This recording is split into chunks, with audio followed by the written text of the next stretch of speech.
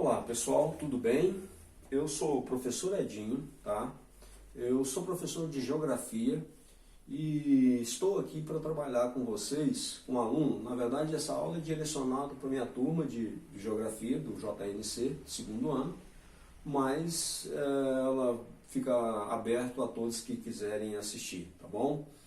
Essa aula, na verdade, ela trabalha dentro de um tema, de uma temática da geografia que a gente chama de industrialização. A gente está trabalhando, na verdade, os países pioneiros, ou seja, os primeiros que reinventaram a indústria, né? Que praticamente foram os primeiros a impulsionar a industrialização pelo planeta. A gente sabe perfeitamente que a primeira a realizar o processo de industrialização foi a Inglaterra no século XVIII, e no século XIX a gente teve outros atores, né, nessa consolidação da industrialização mundial. Nós tivemos aí dentro da Europa a França, a Bélgica, além da Inglaterra, entre outros. E fora do continente europeu nós tivemos os Estados Unidos, que tivemos a oportunidade de trabalhar com vocês em aulas anteriores.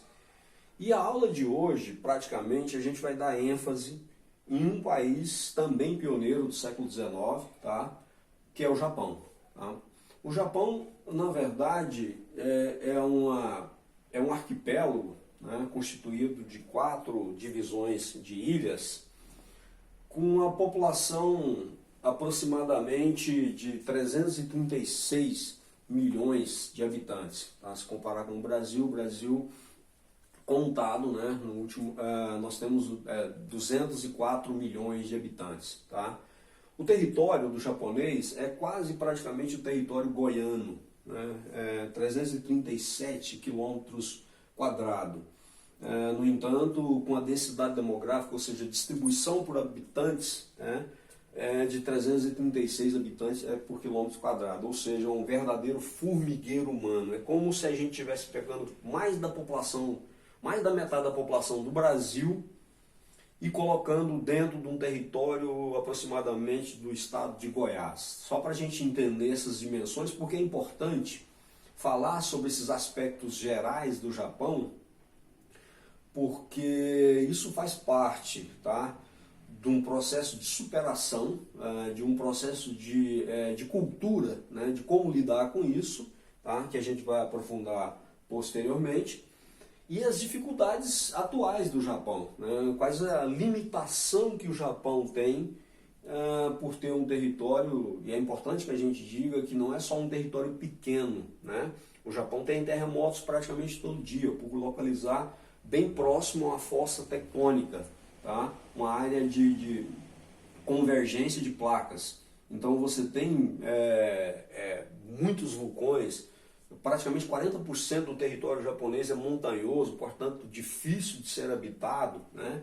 E de vez em quando, para quebrar essa rotina, tem uma tsunami, né? Então não é brincadeira a questão climática que o Japão enfrenta. Isso acaba sendo um ponto positivo, né? Porque o Japão, sem dúvida nenhuma, ele está mais preparado do que os outros países para enfrentar esses problemas pertinentes à natureza e à dinâmica, né, da economia mundial. Isso é importante a gente frisar para a gente dar uma entrada nos aspectos gerais. Tá? Quando a gente está falando da industrialização japonesa, na verdade ela começa na era Meiji, né? A era Meiji ocorreu no século XIX, tá, com o imperador Meiji. Foi, na verdade, o grande marco do início da industrialização japonesa. Tá? Por quê? Até então, o Japão era considerado um país feudal, uma ilha isolada por quase 1000 anos, que se recusava a ter relações comerciais ou culturais de qualquer modo com outros povos. Tá? Só que no século XIX, isso veio acentuar um problema, né? O Japão foi ficando praticamente inseguro perante as condições bélicas, ou seja, militar, que os países do Ocidente e seus próximos vizinhos, como a China, né, e a Rússia, estavam tomando. Então, foi nesse período, no século XIX, que o imperador menino, né, o Meiji, resolve então abrir mão de uma coisa que é muito complicada para os japoneses, que é a sua cultura, tá? E fazer abertura para o capitalismo industrial do século XIX, tá? Quais são as reformas que ocorreram? Vocês estão, antes da gente entrar nessas reformas, vocês estão vendo aí o cartaz do Último Samurai, tá? Isso é só uma dica para vocês. É lógico que todo filme ele tem sua carga de dramatização, tá? Sensacionalismo, mas é uma dica boa para a gente entender um pouco essa cultura japonesa, a questão do respeito à cultura, do samurai, a questão do aprimoramento contínuo das coisas, né? Então é uma dica aí para vocês verem esse período, né, do Último Samurai, que coincide com a era Meiji, tá? Então isso acaba vocês entenderem um pouco. Não dá para entender o Japão apenas olhando pelo um olhar econômico ou industrial. É importante entender como é que essa cultura ela se fundou, que em base ela foi fundada. E esse período é um período de transição, né, do século XIX, do período feudal para a era industrial japonesa, tá? Bom, seguindo adiante, quais as características desse governo Meiji? Primeiro, a questão do ensino formal científico. A educação sempre ocorreu no Japão, tá? Mas essa educação ela ocorria basicamente na aristocracia rural do samurai, né? Então você aprendia as artes marciais, você aprendia a questão do comportamento da natureza, né, das tradições japonesas.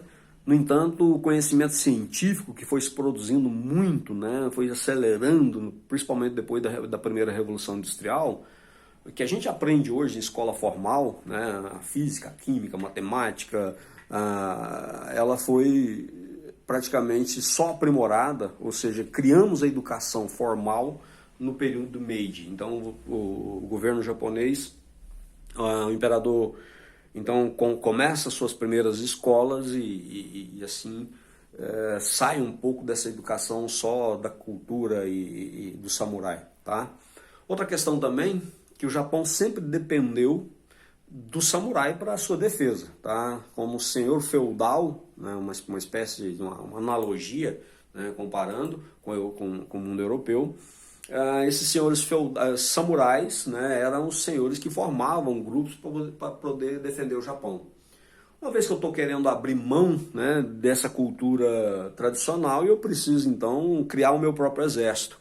Então, com a ajuda do governo norte-americano, tá, o governo japonês então cria seu primeiro exército próprio do governo, sem depender agora das lutas e das estratégias do samurai, tá?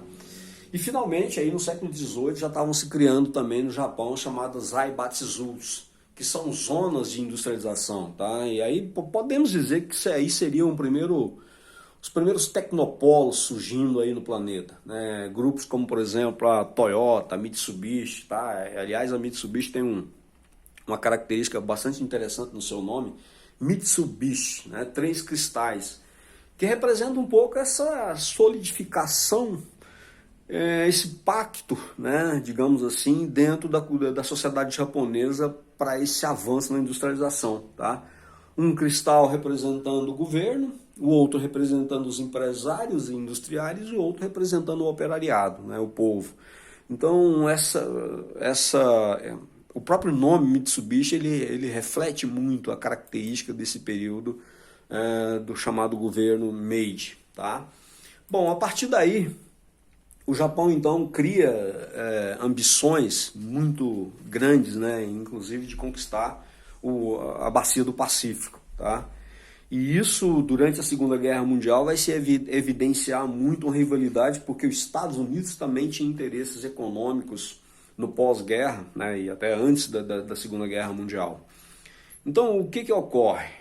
Naturalmente, Estados Unidos e Japão tinham uma rivalidade particular dentro da Segunda Guerra Mundial.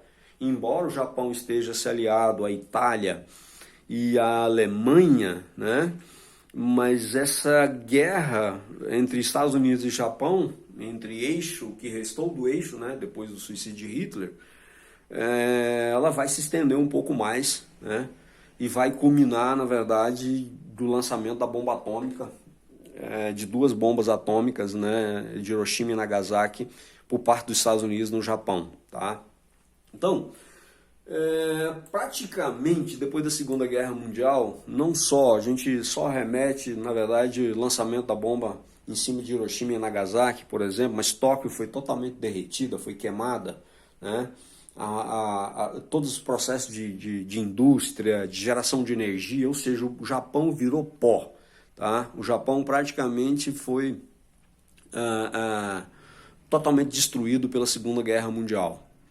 E como se reinventar, né? Como é que o Japão então vai se reerguer perante essa destruição praticamente do pós-guerra, da Segunda Guerra Mundial? Bom, antes da gente entrar nessa questão, é importante que o Japão, como derrotado, né, ele foi destruído pelos Estados Unidos, mas do ponto de vista geopolítico, não é interessante deixar, né, uma potência já emergente como o Japão sozinha perto dos grandes inimigos do capitalismo. Então, o que é que eu estou querendo dizer com isso? Tá? Do ponto de vista geopolítico, o Japão fica perto de duas grandes potências que são inimigas do capitalismo, particularmente do capitalismo norte-americano. Tá? E o que ocorre então? A influência do socialismo poderia ser muito grande se o Japão ficasse desamparado, né, e destruído pela Segunda Guerra Mundial.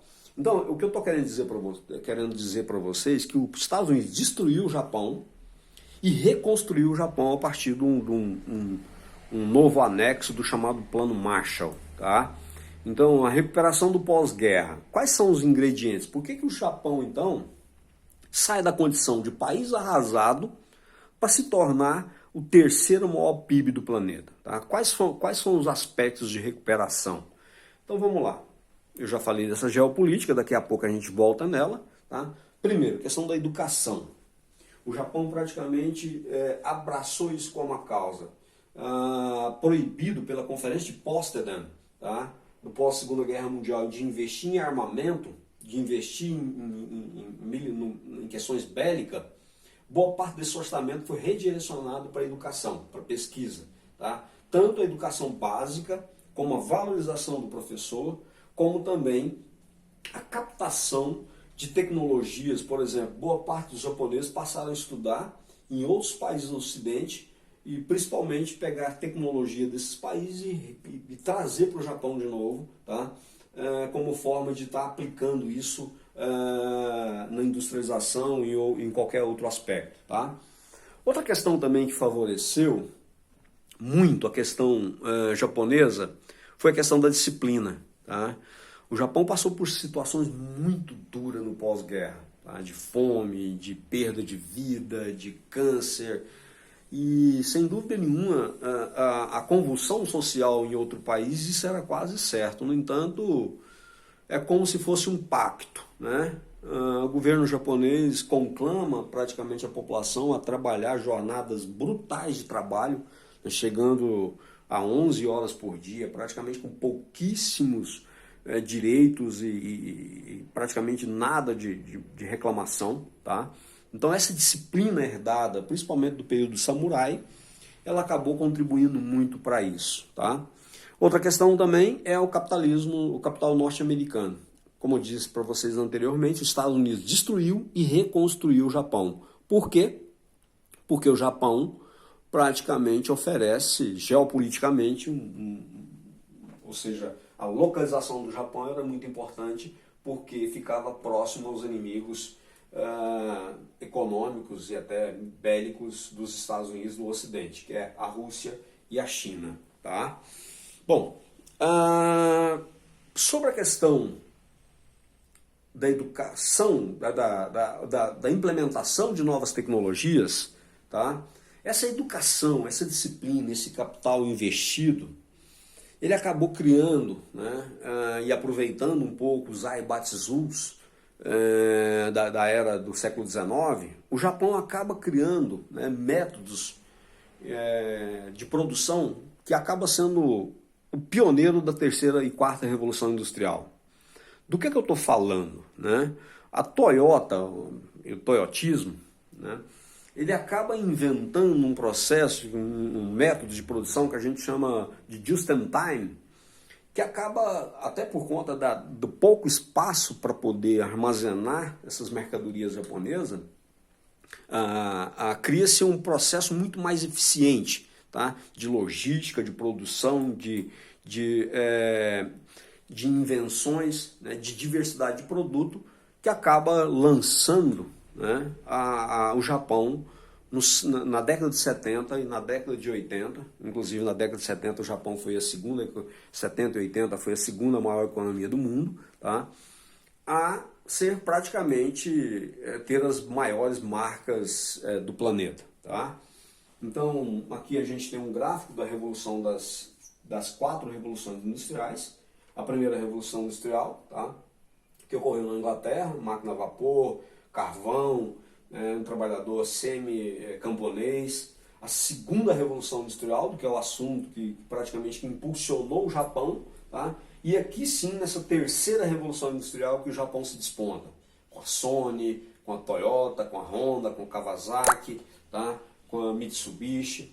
E hoje, basicamente, a gente está caminhando para a quarta revolução industrial, que importa a informação, tá? A robótica, novas formas alternativas de produzir energia. Quanto a essa questão do papel do Japão hoje, tá? O Japão enfrenta sérios problemas em relação a isso, tá? Primeiro, a questão do seu território, os grandes desafios que o Japão enfrenta, porque para continuar com essa demanda de produção, sendo as melhores, praticamente as maiores marcas do planeta, ele precisa de uma escala de produção e de recursos minerais muito maior. O Japão não tem isso, tá?